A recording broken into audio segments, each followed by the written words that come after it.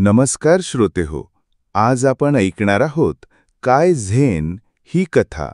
तत्पूर्वी या चॅनलवर नवीन आले असाल किंवा अजूनपर्यंत सबस्क्राईब केलं नसेल तर कृपया अवश्य सबस्क्राईब करा.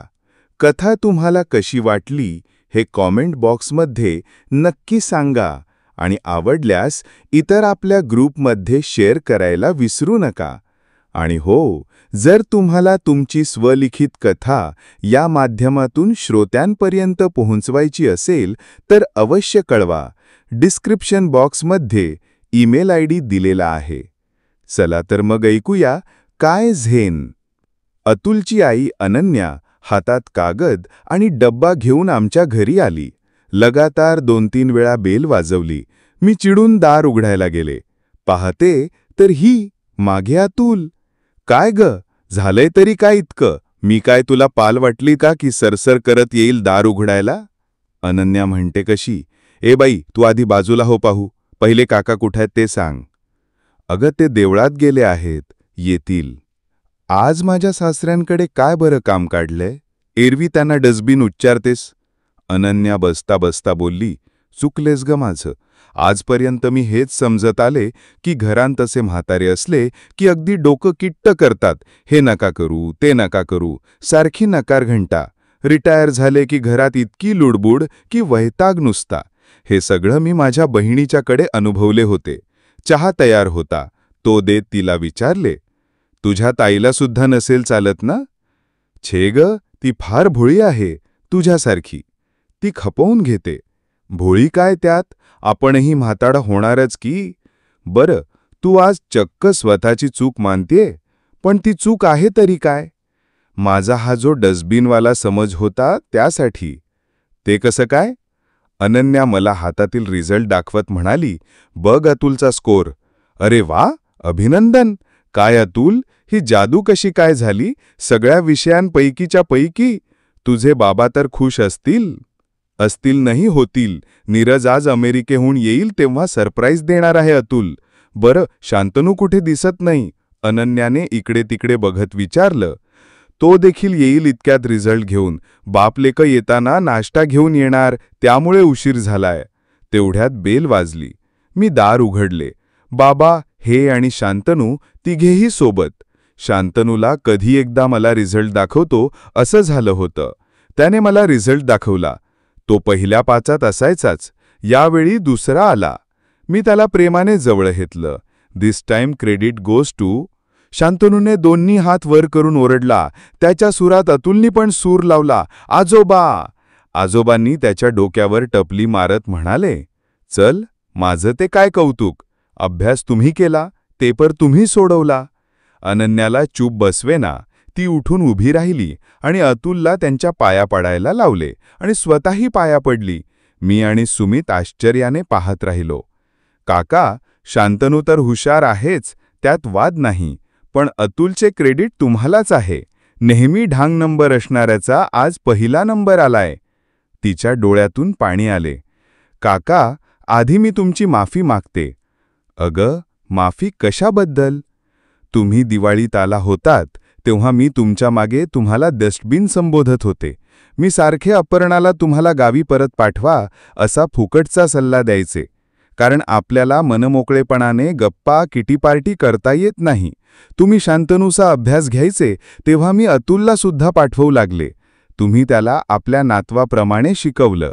अहो, बाहेरकर केवढी फी घेतात शिकवणीची आणि पाहिजे तसा रिझल्ट पण नसतो. पण तुम्ही कसलीही अपेक्षा न ठेवता उत्कृष्ट शिकवलं आणि त्याच्यामध्ये खूप ड्रास्टिक चेंज आणला. मला खूप आनंद झाला आणि आश्चर्यसुद्धा वाटतं. मी नाश्ता सर्व करता करता विचारलं, खरंच बाबा, काय जादू केली तुम्ही? पहिला अतुलचा आणि दुसरा शांतनूचा नंबर आलाय.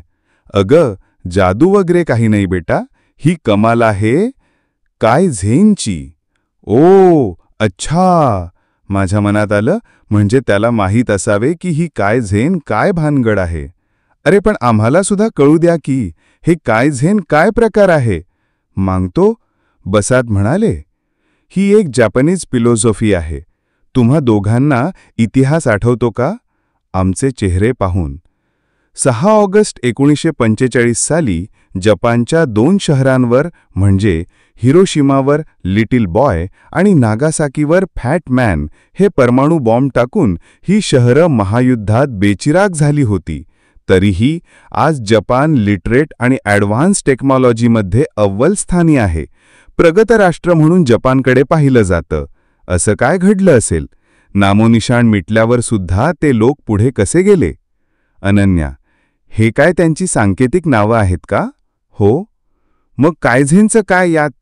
म्हणजे रोज अगदी छोटी छोटी इम्प्रूव्हमेंट स्वतःमध्ये करणे, आपल्या आजूबाजूच्या गोष्टींमध्ये करणे, हळूहळू सुधारणा होत जाते आणि एक वेळ अशी येते की आपण त्यामध्ये उंची गाठलेली असते. तुझा अतुल विसरायचा, त्याच्या लक्षात नाही राहायचं. का? कारण त्याला विषय कठीण जायचा, तो कंटाळा करायचा, मग रिझल्ट ढांग नंबर. नीरज स्कॉलर, मी सुद्धा फर्स्ट क्लास सोडला नाही कधी, आणि हा असा? सगळे हसायचे. मी तर अक्षरशः कंटाळलेली. किती ट्युशन्स बदलल्या, पण रिझल्ट 0. मी अतुलला रोज एक प्रश्न नीट समजावून करून घ्यायचो, खूप लादायचो नाही. त्याला त्या विषयात आवड निर्माण केली. त्याला मी काही दिवस संध्याकाळी हातपाय धुवून यायला सांगितले. नंतर मग शांतनूसोबत तो शुभं करोती म्हणायला लागला. हळूहळू एक प्रश्न जाऊन एक धड्यापर्यंत गाडी आली. मग काही दिवसांनी त्याला म्हटलं की तू जरा रात्री 10 वाजता झोपत जा, म्हणजे सकाळी लवकर उठून संध्याकाळी शिकलेल्याची उजळणी कर. नंतर हळूच त्याच्या मनात भारतीय जेवण कसं चांगलं आहे, ते इथल्या वातावरणात पिकलेले असल्याने आपल्या आरोग्याला पोषक असतं हे पटवून दिले. त्यामुळे त्याची सारखं पिझ्झा बर्गरची सवय कमी झाली. त्यामुळे त्यातला लेझीनेस कमी होत गेला आणि फिजिकली फिट राहू लागला. नंतर त्याच्यातली तबल्याची आवड त्याच्या निदर्शनास आणून दिली. कारण अभ्यास करताना तो टेबलवर मस्त ठेका धरायचा एखाद्या गाण्यावर, कारण बाजूला राहणारे मुलं मोठमोठ्याने गाणी वाजवायची. अरे वा, म्हणून तो माझ्या मागे लागलाय की तबल्याचा क्लास लावायचा. मी म्हटलं होतं की आधी छान मार्कांनी पास तर होऊन दाखव, अभ्यासच तर नीट होत नाही, अजून तबला? नीरज तर मग तबला सोडून तुला बडवेल. अतुलनी हसून विचारलं, आणि आता आई? अनन्या हसून त्याला जवळ घेत म्हणाली, आता लावावाच लागणार. कायझेन खूप इफेक्टिव्ह आहे काका, तुम्ही खूप अपडेट राहता. आजोबा हसून म्हणाले, न राहून कसे चालेल? तुम्हासारखे लोक मग आम्हा सिनियर सिटीजन्सला डस्टबिन संबोधत राहतील. अनन्या खजील होऊन म्हणाली, आय एम सॉरी काका. तर श्रोते हो, ही कथा आपल्याला एक सुंदर मेसेज देऊन जाते. तर आपल्या आयुष्यात सुद्धा कायझेन अंमलात आणा. पुढील कथांच्या नोटिफिकेशनसाठी अवश्य सबस्क्राईब करा. 1000 सबस्क्रायबरचा टप्पा तुमच्या साथीने मिळेल. धन्यवाद. जय हिंद, जय महाराष्ट्र.